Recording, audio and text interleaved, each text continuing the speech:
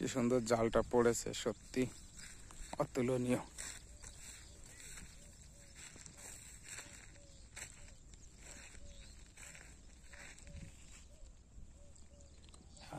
গভীর জল, এখানে মাছ ধরা বন্ধ।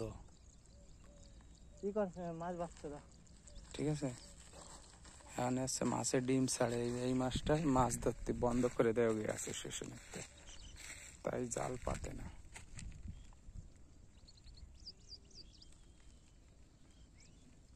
কেন আমাকে দেখলে আমাকেও ধরিয়ে ফাইন করে দিল। আছে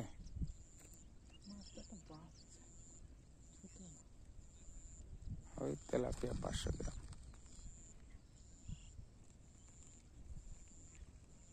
কিছুই নেই। কেমন হলো?